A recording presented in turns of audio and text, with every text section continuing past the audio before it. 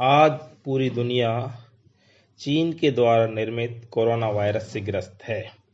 इसमें दुनिया के सभी देश सम्मिलित हैं। दुनिया की बड़ी बड़ी अर्थव्यवस्थाएं चीन से निर्मित वायरस से ग्रस्त हैं, जिसमें America, Italy, France, Germany, Spain, Australia और भारत में इसमें सम्मिलित है। इस वायरस से पूरी दुनिया में हाहाकार मचा हुआ है और पूरी मानव जाति के लिए खतरा बना हुआ है। इसी के प्रभाव से पूरी दुनिया की अर्थव्यवस्था भी चौपट होती हुई जा रही है और सभी देशों की शेयर मार्केट जबरदस्त तरीके से क्रैश हुई है। और जो शेयर मार्केट क्रैश हुई है उसमें हर देश की ब्लू चिप कंपनियों के शेयर औने पौने दाम के अंदर आ गए हैं। उनकी मार्केट वैल्यू आधी भी नहीं रह गई है। ऐसे में जब सभी देशों की अर्थव्यवस्थाएं डाउन जा रही है, चीन अब भी अपने कुटिल चाल चलने से नहीं रह रहा है और वो इस मुश्किल समय में जब सारे देश अपनी मानव जाति को बचाने के अंदर लगे हुए हैं, वो अपनी कुटिल चाल से अपनी अर्थव्यवस्था को बढ़ाने में लगा हुआ है।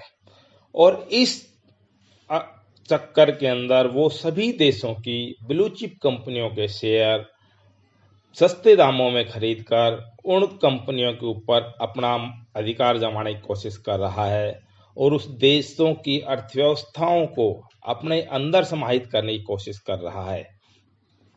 इसीलिए उसने इटली, जर्मनी, स्पेन आदि के अंदर निवेश की कोशिश की और उन्होंने अपने नियम कड़े कर दिए। इसी दौरान भारत के अंदर भी, भारत की अर्थव्यवस्था के ऊपर भी चीन की कड़ी नजर है और चीन चाहता है कि भारतीय अर्थव्यवस्था पर चीन का कब्जा हो। और भारतीय शेयर मार्केट जब क्रैश हुई तो चीन की नज़र भारतीय अर्थव्यवस्था पर बहुत बुरी तरीके से पड़ी और यहाँ भी उसने अपनी चाल खेलनी शुरू कर दी। और शुरुआत में उसने HDFC लिमिटेड के 2.25 करोड़ शेयर सस्ते दामों में खरीदे और जैसे ही चीन की ये चाल चली, भारतीय सरकार को भी उसकी चाल का अंदाजा हो गया और भारतीय प्रधानमंत्री नरेंद्र मोदी ने चीन की कुटिल चाल को समझते हुए अपने FDI नीति में परिवर्तन किया और जो विदेशी निवेश नीति होती है उसके अंदर जबरदस्त परिवर्तन करके ये निर्णय लिया कि भारत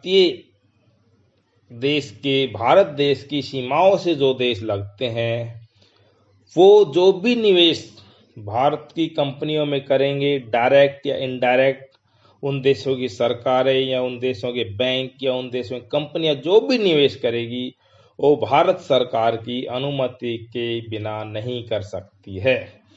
इसलिए ये एक ऐसा ब्रह्मास्त्र है जो चीन के ऊपर हथौड़े का काम करता है और चीन की कुटिल चाल वहीं रुक जाती है।